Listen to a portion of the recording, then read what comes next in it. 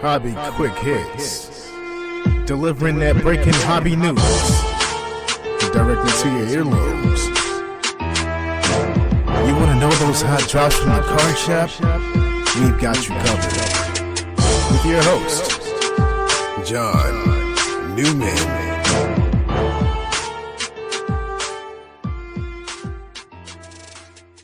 Hey everybody, episode 138 of Hobby Quick Hits. And we've seen, the crescendo has sort of come and went, that boom, two-year boom, if you will, year and a half boom. Things are settling down as, discretionary income comes down for various reasons. I won't make this a financial program. It's actually not. But we've seen other people, other genres of the hobby sort of take off. Non-sports, wrestling, soccer, and that I shouldn't say non-sports. They're sports, but other than the four major sports, we've seen other things sort of crescendo too from previous levels. And we're going to talk about one of those that I've started to try to get into. It's very difficult because I'll be winning an auction for it and, get sniped at the end. And a lot more people are sort of onto this aspect of the hobby. And that's tickets. And when I say tickets, not for next week's games, but tickets either whole or stubs of significant milestone games. Someone's debut, someone's 500th home run. Just vintage tickets in general are getting harder to find. And it's something I've started to get into. And I wanted to kind of talk about that and talk about why I think it's a great thing to also collect, especially if you're already collecting cards or like collecting cards. So that will be today's episode.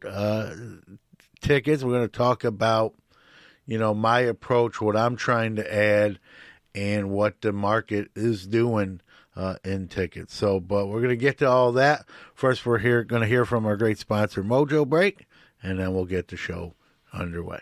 MojoBreakShop.com is the best place to get your sealed wax products and brakes. They not only have the best selection, but the best prices. Whether it's a box or a whole case, they are your guys. They ship worldwide to your doorstep. Their reputation as one of the most trusted in the hobby goes unmatched. They are the 2021 Topps Rip Party Champion Breakers. From sports card to Pokemon cards, their selection can't be beat. They offer daily deals and pre-orders. Hey guys, John Newman here. Mojo's prices are already great, but to save an additional 10% off anything in their store, use the code Quick Hits. That's QUICKHITS. Check out the full service store that's open 7 days a week in Santa Clara, California, or the website at mojobreak.com. Let's check out this week's hobby wax releases. Take it away, Owen. Hey guys, I'm from Sports Card Shop. Let's go over the weekly releases. On the 16th, we had 2022 Topps Allen Ginter Baseball, 2022 Topps Cosmic Chrome Baseball, 2022 Tristan Hidden Treasures Game Day Greats Jersey Football Season Edition, and on the 18th, we have 2022 Panini Mosaic Choice Baseball. Have a great day, guys. Let's go round the hobbyverse and catch up on this week's hobby news. Quiet news week, but we do have some stories here. We're talking about tickets on today's episode. A bunch of early Wayne Gretzky tickets are going to be in the Heritage Auction coming up, but also Wayne Gretzky's first Oilers contract signed by him and his father. Pretty interesting. That's expected to bring $400K. Golden's got their own auction going on. They got another triple logo, man. This time it's Bird, Magic, and Jordan. And the opening bids, $200K on that. bunch of Astros stuff from the combined no-hitter in the World Series is headed not too far away from me to Cooperstown, New York, to be put on display there. And speaking of that World Series win, Topps, as usual, will be doing their 15-card commemorative set. There can be parallels, anywhere from 1 of 1 to number to 49. If you do get a parallel, you will get the regular base card still, so it's you still have your complete set. These have went up in price from previous years. They are now $49. Speaking of Topps, I got my Montgomery 582 stamp set. Still sealed. I didn't open it. And then I got an email saying that I should have got the set, but some of the key rookies did not get stamped, and they will be sending those separately. So listen, we know what happened with Topps Chrome in the silver packs, and now with this. But it looked like Topps is right on this one fairly quickly, and we'll get those replacements out quick as well. There might be, I'm even being told there might be some extra stuff for the inconvenience, so I'm not sure. But, when the company makes it right, we got to acknowledge that too. And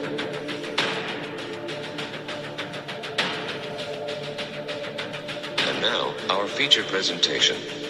All right, let's talk about tickets. It's something that I've recently tried to get more of. I did get one, full disclosure, Somerset League 1908 ticket. Crazy that it's 114 years old. $20 I spent on it. I've tried to get some Brooklyn Dodger tickets, so I'm always checking every day. I've kind of been leading and get outbid at the end. But I want to talk about tickets when we compare them to cards, especially on the vintage side of the house, right? You think about you're a kid or you're an adult, doesn't matter, right? 40s, 50s, 60s, you're going to, the game, whether it be whatever sporting event, right? This is before scanning, which didn't come into place in the ticket industry until 2003.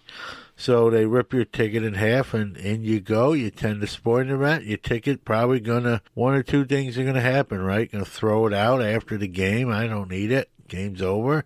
Or it stays in your pants pocket and gets washed and destroyed that way. Or you find it in your pants pocket before the wash and toss it out. No one really saved tickets back then. You got to remember, even in the card part of it, people didn't view them as collectibles, really. They were throwing them around, putting them in bike spokes. There were no protectors for. So, tickets were even worse. They were just a way to get into an event. And so many of these tickets from these old-time sporting events, shows, concerts, I don't think there are a ton of them left. Just a high percentage of them were just thrown out and destroyed. If you can get a full one, even better, because I told you how they had to, rip them in half back then. And, how can you collect tickets? Well, there's many ways to do it, just like with sports cards, right? You can collect by teams. Hey, I'm going to try to get a, Phillies ticket from every home game every season, right? Maybe even get more specific. Every home opener every season. It's got to be the opening day. That's team collecting, right? You can collect players. Like, hey, I want to try to get a ticket, from every game Mike Trout appeared in or at home. Every Mike Trout home run game. I mean, there's just so many. You can collect, like I just said, by milestone, by team, by player. You could, like people collect rookie cards, right? You could collect rookie tickets. What do I mean by that? Anytime a significant player made their debut on that date, right? Derek Jeter debut game, all that kind of stuff. We've seen some. Speaking of debut games, let's talk about some of these debut game tickets and what they brought. The highest, the most money ever brought by a ticket is what would be my Grail ticket and went for $480K. That's the Jackie Robinson debut game ticket. Not far behind that at $468,000. Michael Jordan's debut ticket. Again, these are graded copies. Mickey Mantle's 1951 debut ticket brought $140K. The first ever Augusta Masters ticket, $116K. And Brady's debut ticket, also signed by him, brought $153K. So you can see what I think people are doing, myself included, are looking for kind of debut games and trying to acquire those tickets from those events, and hoping that player that's hyped and making that debut pans out, turns out to be the real deal. And it's modern day, I mentioned about Mano and Jackie Robinson there, but modern day players too. Go look up what a Bobby Witt debut ticket will run you. Look up what a Julio Rodriguez debut ticket will run you. So it's I don't want to say it's a new market. I think it's a market that has more ceiling. You can buy some stuff and have it go up. But I think more people, the light bulbs going on with tickets. They realize there's just not many of these. Many of these got destroyed, and it's a cool item to have, especially if it means something to you. And, you can get them graded. PSA grades them. I know some lesser companies will grade them as well. And, it doesn't have to be just relegated to sporting events, right? You can collect rock concert tickets, sporting event tickets, even just regular events, right? Religious events. The Pope's trip to Yankee Stadium, right? You had to have a ticket to get in.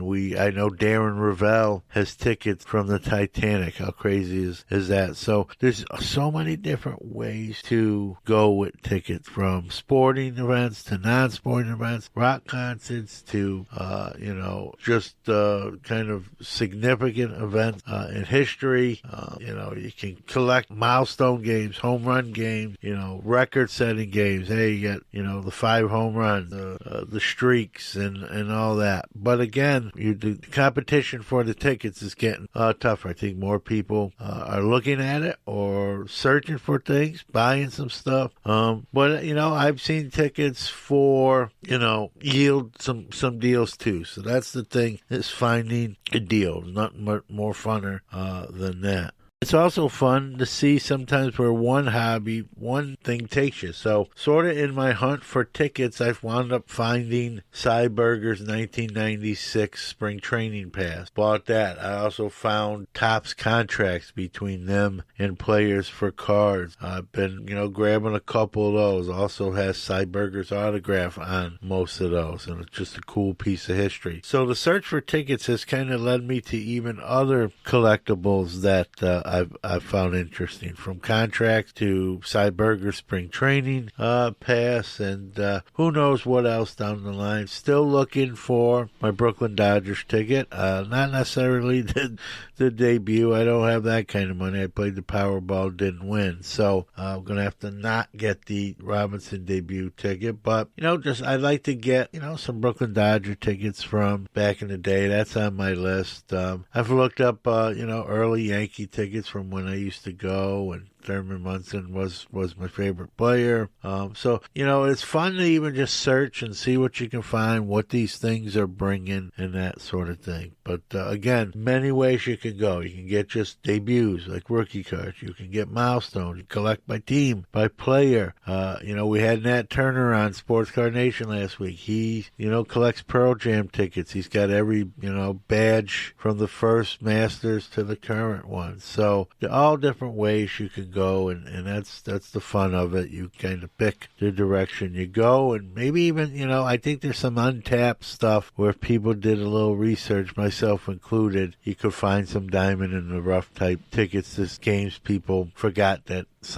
this happened in it, if you will. So I think that's the fun of it, right? The chase and the hunt and the significance. Let's talk about real quick before we kind of close this topic out. Let's talk about the significance of, the scanning now. So, if you go to a sporting event now, a rock concert now, you generally don't have hard tickets. You have a barcode on your phone. You have a barcode that you printed out on your printer when you ordered the tickets. They'll scan it with their little handheld as you come through, and you have no hard copy ticket. Most venues, most events will give you or print hard copy tickets if you request. When you go to a sporting event and you don't have a hard copy ticket, and then something of significance happens during that game, they will issue hard copy tickets. Keep that in mind. You can always request them, even if they're not issuing them. And some venues will actually print tickets especially for that day if they know it's a milestone event,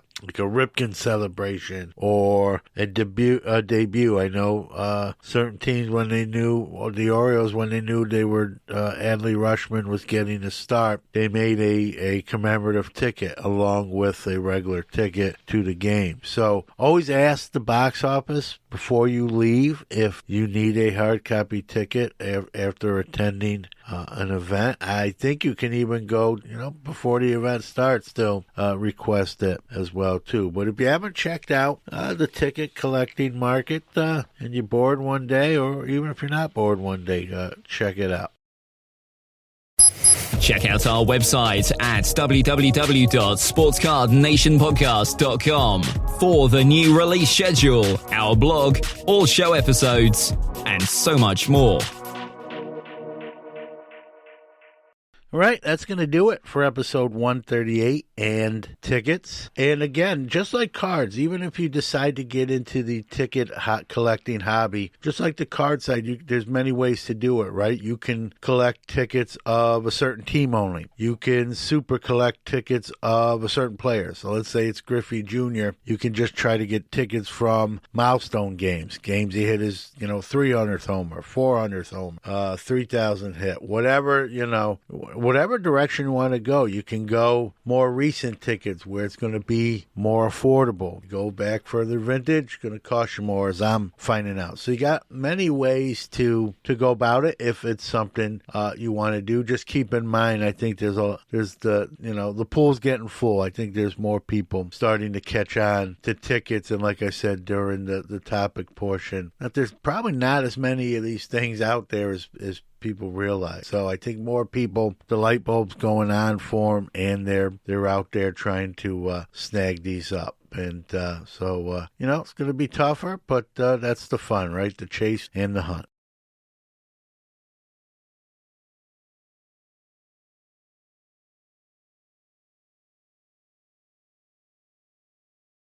Also want to close with some thank yous. Had I don't want to say medical emergency. I went to the emergency room. I was concerned about some swelling in my leg, worrying about a blood clot. And so went to the emergency room and, got an ultrasound and an x-ray. Everything was fine, just probably a really bad bone bruise. I'm always running into things. But I got a lot of people reached, I think I put something on social media or somehow it got out there from someone else maybe posting that knew, but I got a lot of messages and texts and emails, to hope you're doing okays and hope you feel better. If you need anything, let me know, kind of a deal. And I can't tell you, we've had things, the loss of my dog, my stepbrother passing away during the run of this show, and never fails to amaze me about people are supportive and care, and want to say thanks for all those well wishes.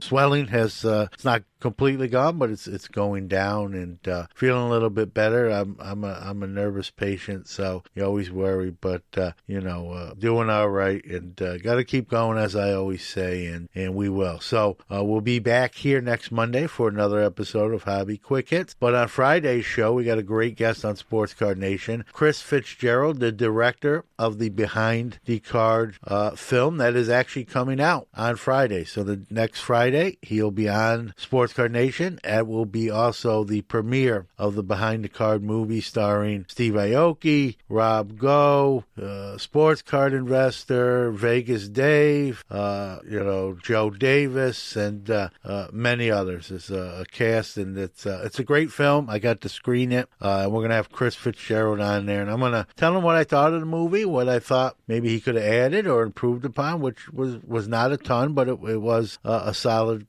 movie. I thoroughly enjoyed it. So listen next Friday. We're going to learn some secrets of the movie, maybe, who was asked on and declined and all those fun things, and how long the movie took, and I think you'll find that a great interview. So I made the outro long enough. We'll see you very soon. Be safe, be well.